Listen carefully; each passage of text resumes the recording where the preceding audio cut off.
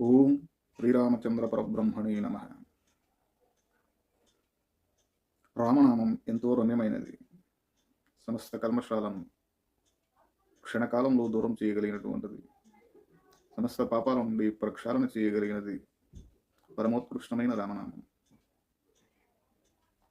శ్రీరామచంద్రస్వామి తన దివ్యావతారంలో ఓ సంపూర్ణ మానవుడిగా మెలుగుతూ సమస్త మానవాళికి ఆదర్శప్రాయమైనటువంటి నడవడికను కలిగి ప్రవర్తిస్తూ ఉన్నాడు. మనం రామాయణంలో ముఖ్యంగా కొన్ని విషయాలను పరిశీలించినట్లయితే శ్రీరామచంద్రస్వామి యొక్క కనిపించింది రామరావణ యుద్ధంలో. రావణాసురుని సైన్యమంతా కూడా పూర్తిగా నశించి తన కుమారుడైన ఇంద్రజిత్తును కూడా పోగొట్టుకున్న తర్వాత ఇక తనొక్కడే మిగిలాడు. మిగిలిన తన ఒక్కడు ఏం చేయాలని ఆలోచిస్తూ మనకున్నటువంటి మూల సైన్యం, అది కేవలం రావణాసురుడు అత్యవసర పరిస్థితులలోనే మాత్రమే ఆ సైన్యాన్ని కదిలిస్తాడు. ఆ సైన్యం గజ, అశ్వ, కాల్బలములతో కలిపి 2,42,000 మంది మహాయోధాను యోధులు, దేవతలతో పోరాడినటువంటి అత్యంత శక్తి కలిగిన సైన్యం.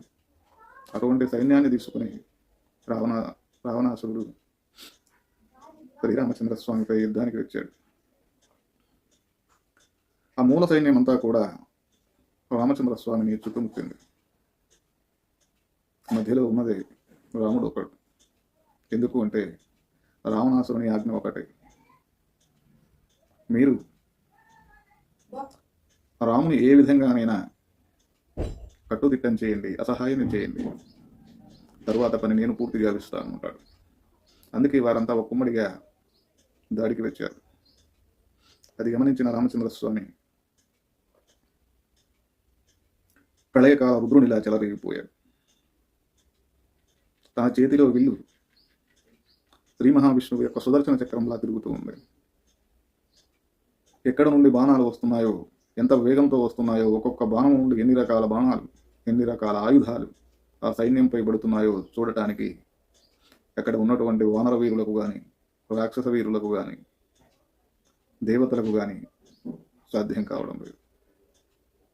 కేవలం 1 గంటన్నర కాలంలో 2,42,000 సైన్యాన్ని సమూలంగా నశింపజేశాడు రామచంద్రస్వామి.